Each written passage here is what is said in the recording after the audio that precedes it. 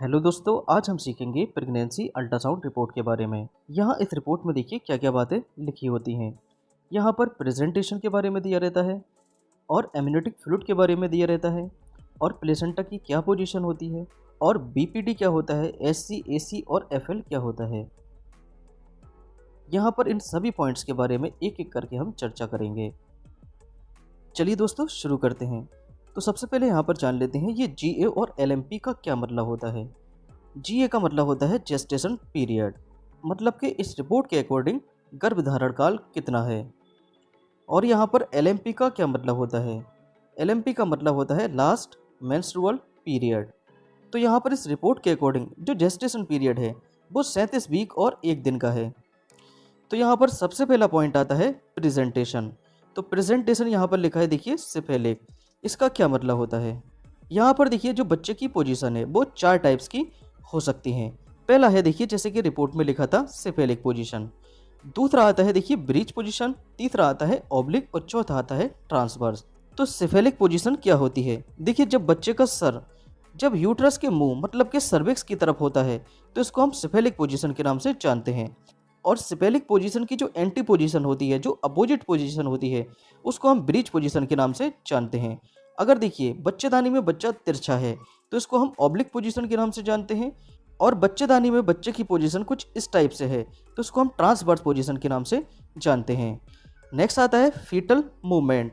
तो बच्चे की जो हरकत है, जो फीटस का मूवमेंट है वो प्रेजेंट है। इसका मतलब बच्चा यहाँ पर जिंदा है।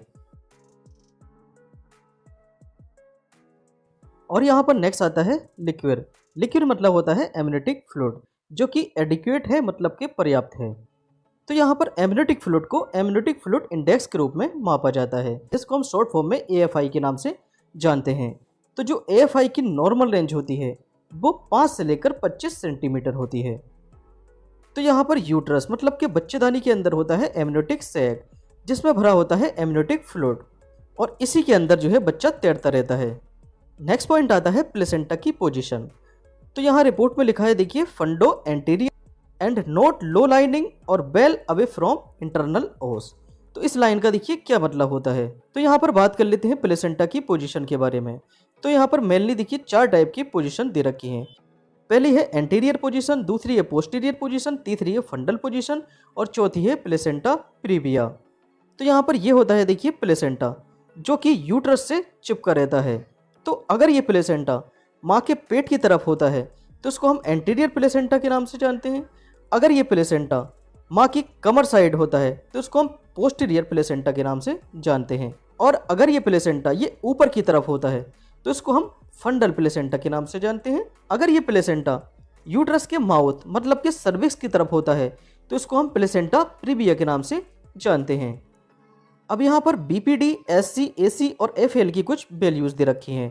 तो जैसे जैसे यहाँ पर देखिए जेस्टेशन पीरियड का टाइम बढ़ता है वैसे ही वैसे बीपीडी, एफएल, एससी और एसी की वैल्यू बढ़ती जाती है। अब यहाँ पर बीपीडी, एससी, एसी और एफएल क्या होता है। तो बीपीडी की फुल फॉर्म होती है बाईपेराइटल डायमीटर। तो यहाँ पर बच्चे की पेराइटल बोन का डायमीटर मापा जाता है। तो इसके द्वारा बच्चे की स्कल का मेजरमेंट किया जाता है, जैसे कि हम यहाँ पर देख पा रहे हैं ये बीपीडी है। नेक्स्ट आता है एससी। एससी का मतलब होता है हेड सरकमफ्रेंस। यहाँ पर बच्चे के सर को जो है चारों तरफ से माप लिया जाता है। नेक्स्ट आता है एसी।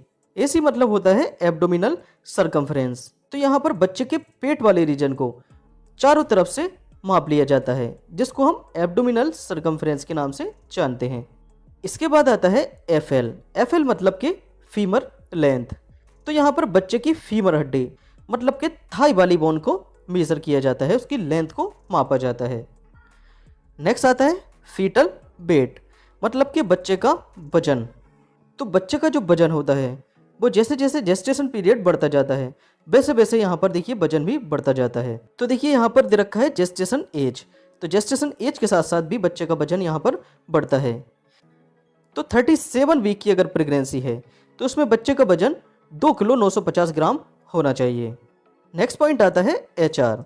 एचआर का मतलब होता है हार्ट रेट। तो फीटल हार्ट रेट कितनी होनी चाहिए। तो इसकी जो नॉर्मल रेंज होती है वो 120 से लेकर 160 बीट पर मिनट होती है। तो यहाँ रिपोर्ट में 146 गिवन है, इसका मतलब इसकी जो हार्ट रेट है वो नॉर्मल है। उसके बाद यहाँ पर नेक्स्ट पॉइंट आता है a single loop of umbilical cord around foetal neck. तो यहाँ पर जो अम्बिलिकल कॉर्ड है वो फीटल की गर्दन पर लिपट गई है। जैसे कि हम यहाँ पर देखिए देख पा रहे हैं, ये अम्बिलिकल कॉर्ड जो है देखिए गर्दन में इस टाइप से लिपट गई है। और यहाँ पर अल्ट्रासाउंड इमेज में भी ये अम्बिलिकल कॉर्ड हम यहाँ पर देख पा रहे हैं।